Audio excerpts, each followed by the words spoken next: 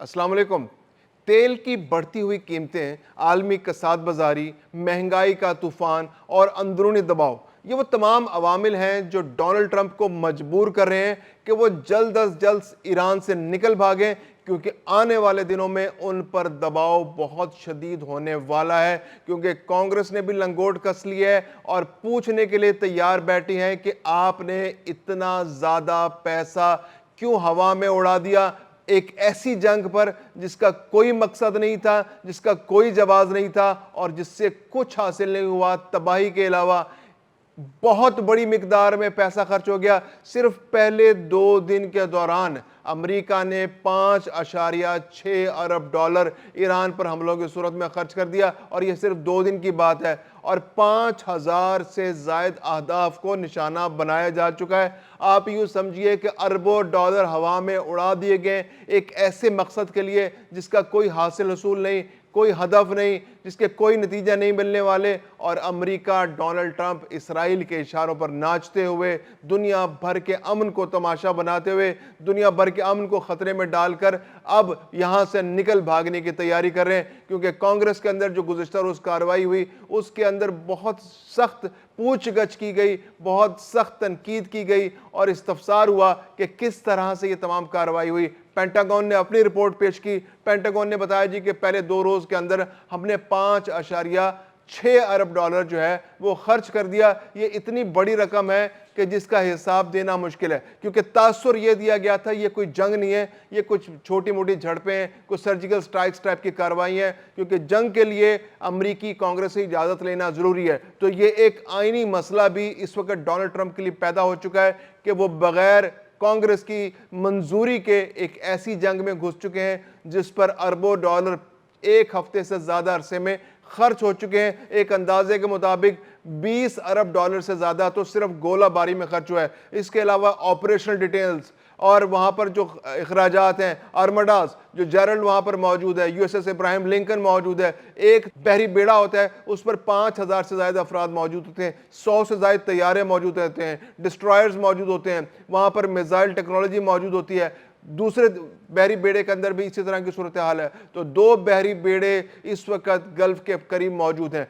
फिर जो नुकसान, जो रडार सिस्टम तबाह हुए हैं, जो 2 रडार सिस्टम अमेरिका के तबाह में, सिर्फ उन रडार सिस्टम्स का जो नुकसान है वो 1.5 अरब डॉलर से ज़्यादा है। तो नुकसानात बढ़ते चले जा रहे हैं। आबनाए हरमज़ बंद हो चुकी है, वहाँ से तेल की आमदरफ्त ख़त्म हो चुकी है। अमरीकी तैयारे वहाँ, अमरीकी बहरी बेड़े वहाँ नहीं जा रहे, इसराइली बहरी बेड़े वहाँ नहीं जा रहे। इसके अलावा जो अमेरिका के जो इत्तेहादी गल्फ ममालिक हैं उनकी भी ट्रेड नहीं हो पा रही। तो ऐसे में तेल की कीमतें जो गुज़िश्ता रोज़ 121 डॉलर पर बैरल तक पहुंच चुकी थी, तो उस वक्त अमरीकी सदर डोनाल्ड ट्रंप के पास इसके अलावा कोई चारा नहीं था कि तेल की कीमतों को नीचे लाने के लिए फौरी तौर पर ऐसा तासुर दें कि जंग खत्म होने जा रही है। इससे कांग्रेस में मुतमईन हो जाती, क्योंकि अब जो पैसा डोनाल्ड ट्रंप को चाहिए वो बहुत बड़ी मिकदार में चाहिए। बहुत ज़्यादा पैसा खर्च भी हो चुका है और मज़ीद अब पैसा मौजूद नहीं है।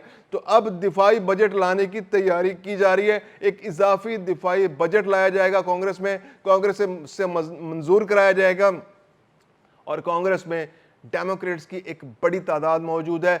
अगरचे मुमकिन तौर पर रिपब्लिकन्स जो हैं कांग्रेस, वहाँ पर कांग्रेस में अक्सरियत में, शायद वो इसको बिल को मंजूर भी करा लें, लेकिन शदीद मुज़ाहमत का सामना करना पड़ेगा, सख्त तनकीद का सामना करना पड़ेगा, और बहुत क्लोज ये टाई होगी जिसके अंदर ये कांग्रेस से मंजूर कराने में कामयाब होंगे इस बजट को। तो ये बहुत सारी मजबूरियां हैं जिनकी वजह से डोनाल्ड ट्रंप जो है उनको वहाँ से निकल भागने की तैयारी करना पड़ रही है। और फिर जो तबाही के मनाजिर हैं तेल अवीव के अंदर, जो तबाही के मनाजिर हैं जो गल्फ कंट्रीज़ के अंदर, जो अमरीकी बहरी जो अड्डे हैं, जो फ़ज़ाई अड्डे हैं, वो बुरी तरह मुतासर हो चुके हैं। अब तक वहाँ पर बेतहाशा एसेट्स को नुकसान पहुंच चुका है। रडार सिस्टम्स का जैसे मैंने बताया वो तो पहले ही तबाह हो चुके हैं। इसके अलावा जो तुर्की के अंदर भी जो रडार सिस्टम है, जो नेटो ऑपरेटेड रडार सिस्टम्स हैं, उनको भी नुकसान पहुंचाया गया है।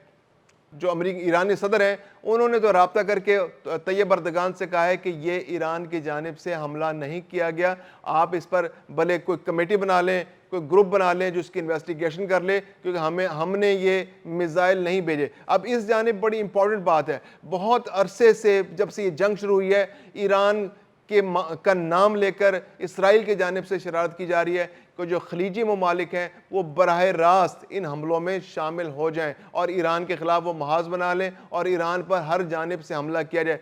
اب تک بہت ریسٹرینٹ سے کام لیا، جو بڑے ممالک ہیں جیسے سعودی عرب ہے اور ترکیہ ہے، انہوں نے ریسٹرینٹ سے کام لیا اور اس جنگ کا حصہ نہیں بنے۔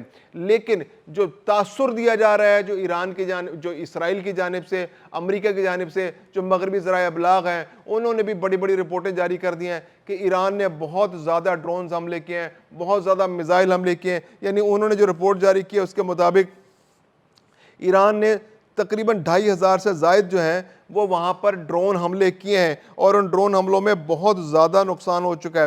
یعنی 2000 ڈرون حملے ہیں، 500 میزائل ہیں۔ یہ 2000 ڈرون حملے اور 500 میزائل جو ہیں یہ اسرائیل پر نہیں داغے گئے، یہ خلیجی ممالک پر داغے گئے، یہ سعودی عرب پر داغے گئے، یا متحدہ عرب امارات پر، کویت پر، بحرین پر، اس کے علاوہ یہ ترکیہ پر، آذربائیجان پر۔ یہ وہ تمام ممالک ہیں جن پر یہ کہا جا رہا ہے کہ یہ ایران کی جانب سے میزائل داغے گئے ہیں، ڈرون حملے کیے گئے ہیں، جس میں بہت سارا املاک کو نقصان پہنچا اور بہت سارے افراد اپنی جان سے گئے۔ اگرچہ ایران نے یہ وضاحت بھی کی ہے، ان سربراہان امریکہ سے رابطہ بھی کیا ہے کہ ہمارا ہدف صرف اور صرف امریکی مفادات ہیں، ہم ان گلف ممالک کے اندر شہریوں کو نقصان نہیں پہنچا رہے، لیکن اس کے باوجود بھی کولیٹرل ڈیمیج کی صورت میں بہت سارا نقصان ہو چکا ہے۔ دوسری جانب جو اس وقت جو نئے جو وہاں پر رہبر کا انتخاب ہوا ہے، اس کے بعد امریکہ جو ہے بہت زیادہ دھمکیاں دے رہا ہے، اور وہ کہہ رہا ہے کہ ہم اس رہبر کو بھی شہید کر دیں گے،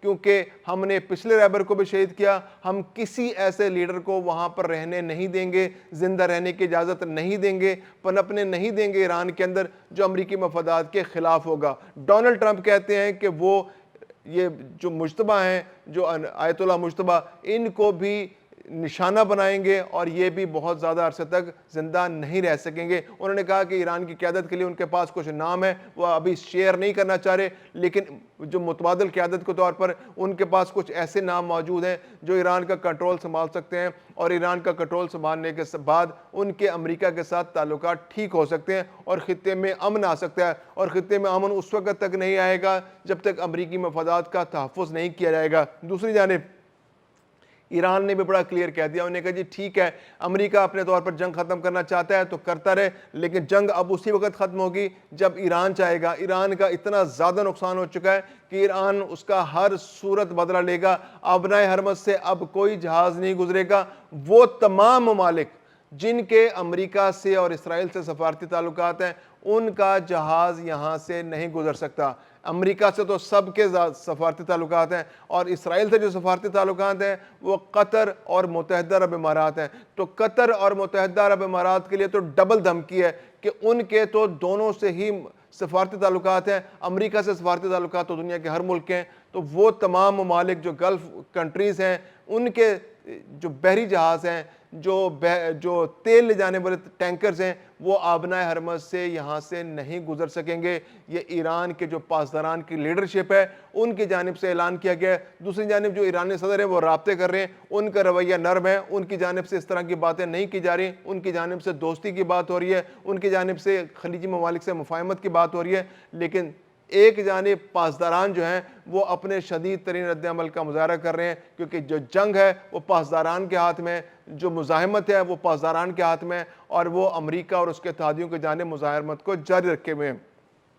اور جو میسج کمیونیکیٹ کیا جا رہا ہے وہ یہ کمیونیکیٹ کیا جا رہا ہے کہ اگر ایران میں تیل کے ذخائر کو نقصان پہنچایا جائے گا تو پھر خلیجی ممالک کے اندر بھی تیل کے ذخائر کو نقصان پہنچایا جائے گا۔ اگر ایران کے مفادات کو نقصان پہنچایا جائے گا تو خلیجی ممالک میں بھی امریکی مفادات کو نقصان پہنچایا جائے گا۔ اور اسرائیل تو براہ راست دشمن ہے، امریکہ بھی براہ راست دشمن ہے، تو امریکہ کے جو بھی مفادات رستے میں آئیں گے اور اسرائیل کے اندر بھی تباہی کا سلسلہ جاری رہے گا۔ اور یہ جنگ 11 روز سے آگے بڑھ چکی ہے اور اس میں تباہی رکنے کا نام نہیں لے رہی، ایران کی جانب سے مزاحمت ہو رہی ہے اور امریکہ اور اسرائیل بھی بہت زیادہ تباہی مچا رہے ہیں۔ تو اب جس طرح سے امریکہ نے تاثر دیا ہے کہ وہ گلف کے اندر کی جنگ ختم کرنے میں انٹرسٹڈ ہے، کیونکہ 90% جو اس کے مفادات ہیں، جو ٹارگٹس ہیں، جو اہداف ہیں وہ پورے ہو چکے ہیں، تو اس کے بعد تیل کی قیمتوں میں کافی حد تک کمی ہوئی ہے، جو 121 ڈالر پر بیرل تک پہنچ چکی تھی وہ اب 89 ڈالر تک 87 ڈالر تک آ چکی ہے، اور اب استحکام پیدا ہوا ہے۔ آج بہت دن کے بعد دنیا بھر کی جو سٹاک مارکیٹس ہیں، خاص طور پہ ایشین سٹاک مارکیٹس ہیں، ان کے اندر کافی تیزی دیکھنے میں آئی ہے۔ ہانگ کانگ کے اندر، سنگاپور کے اندر، ساؤتھ کوریا کے اندر، ایون پاکستان کے اندر جو ٹریڈنگ ہے وہ بہت ہائیسٹ لیول پر جا رہی ہے۔ ایک ہی دن میں 11,000 پوائنٹ سے زیادہ کا اضافہ ہو گیا ہے، تو یہ ایک اچھی خبر ہے دنیا کے لیے۔ جنگ ختم ہونی چاہیے، جنگ کا فوری خاتمہ ہونا چاہیے، کیونکہ یہ اس نے اس پورے خطے کے امن کو خطرے میں ڈال دیا ہے، یہاں پر ترقی کے پہیے کو روک دیا ہے، جو کاروبار زندگی ہے وہ بری طرح متاثر ہوئے ہیں، اور اب امید کی جا رہی ہے کہ جلد از جلد اس کو سمیٹا جائے گا اور حالات نارملائزیشن کی طرف واپس آئیں گے۔